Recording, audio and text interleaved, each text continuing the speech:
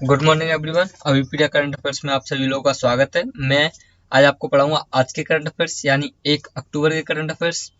ये channel specially daily current affairs और GK के क्वेश्चन के लिए बनाया गया जो सारे के सारे गवर्नमेंट एग्जाम के लिए इंपॉर्टेंट होंगे। ठीक है, तो चलते हैं आज के करंट अफेयर्स की ओर। सबसे पहले पढ़ लेते हैं आज के सुविचार। ठीक है, तो पढ़ लीजिए। जो लोग अपने कदमों की काबिलियत पर विश्वास रखते हैं वो लोग ही अक्सर अपने सपनों की मंजिल पर पहुंचते हैं। ठीक है, तो अपने कदमों की काबिलियत पर विश्वास रखिए और मेहनत कीजिए। ठीक है, चलते हैं आगे पहले प्रश्न की ओर। आज का हमारा पहला प्रश्न है सोनू सूद से रिलेटेड।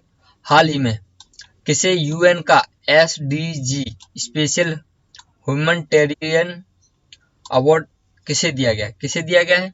तो किसे दिया गया? ये दिया गया है सोनू सूद को। ठीक है, सोनू सूद को आप भली भांति जानते होंगे, लॉकडाउन में काफी चर्चित रहे थे। और एसडीजी का फुल फॉर्म देख लीजिए क्या होगा, सस्टेनेबल डेवलपमेंट गोल्स। ठीक है, इसके बाद आते हैं दूसरे प्रश्न पर। हमारा आज का दूसरा प्रश्न है हाल ही में किसे वर्ष 2020-21 के लिए लता मंगेशकर पुरस्कार देने की घोषणा की है? तो किसे की है? तो ये की है उषा मंगेशकर को। ठीक है, ये की है उषा मंगेशकर को। तो देख लीजिए, ये उषा मंगेशकर जी हैं, सामने दिखा रहा होगा फोटो आपको पूरा।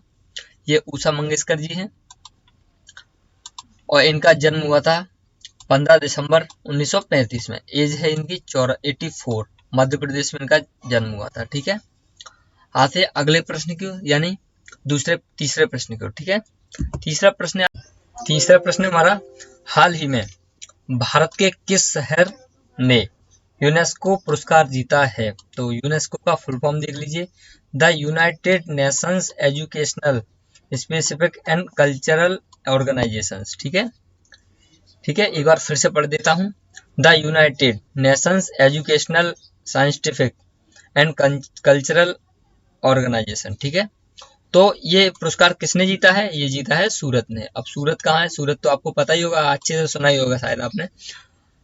ये है गुजरात में, गुजरात की राजधानी है गांधीनगर। ठीक है, आगे चलते हैं चौथे प्रश्न की ओर।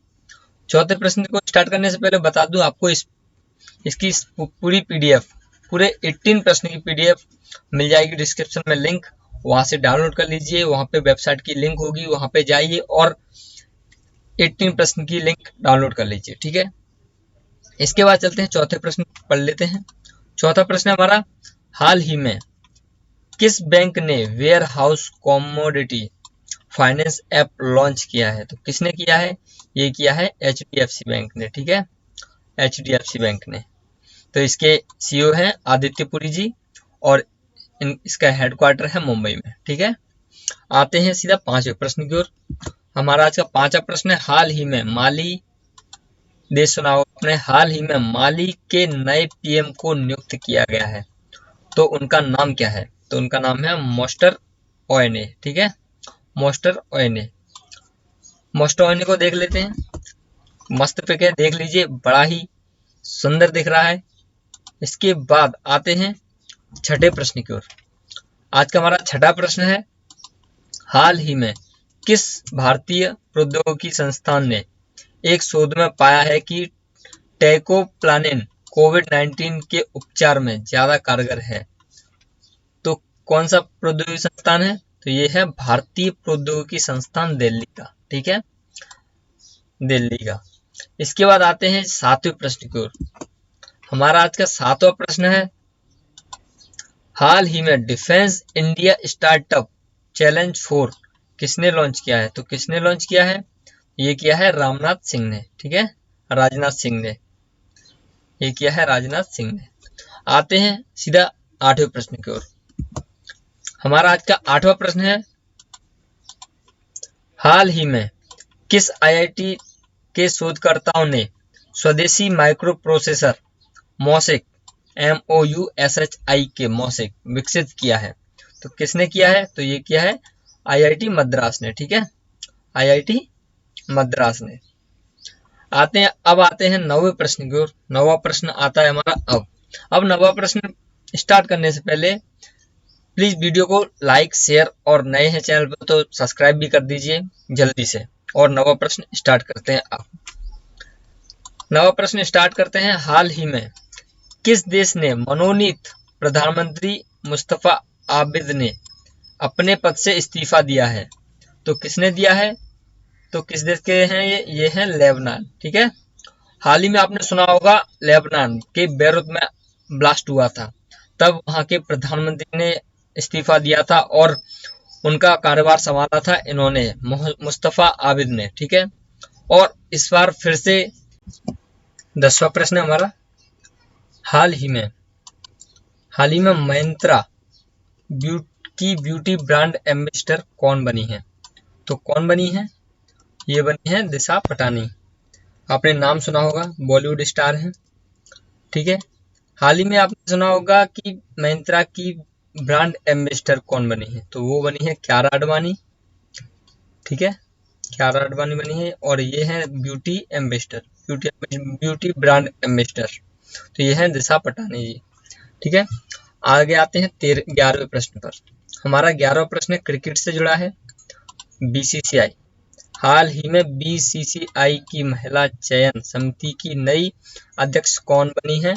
तो ये बनी है नीतू डेविड। ठीक है, आपको फोटो दिखा रहा होगा स्क्रीन पर, नीतू डेविड। आते हैं सीधा 12वें प्रश्न पर।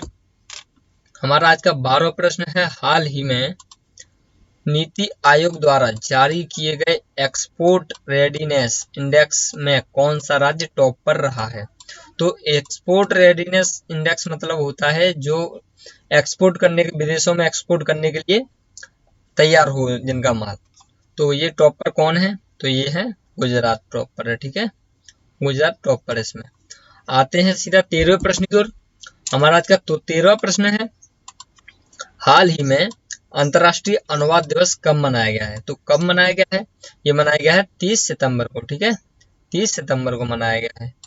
आते हैं सीधा 14वें प्रश्न की ओर। 14वां प्रश्न हमारा, हाल ही में भारत ने किस देश के साथ एक उच्च स्तरीय समिति गठित करने की सहमति व्यक्त की है? तो किस देश के साथ की है? तो ये है बांग्लादेश के साथ। ठीक है, बांग्लादेश के साथ। आते हैं लास्ट प्रश्न पर। लास्ट प्रश्न हमारा 15वां है, हाल ही में नाबार्ड ने किस राज्य में स्वच्छता साक्षरता अभियान शुरू किया है? स्वच्छता साक्षरता अभियान किस शुरू किया है? सबसे पहले नाबार्ड का फुल फॉर्म देख लेते हैं और कुछ जानकारी ले लेते हैं।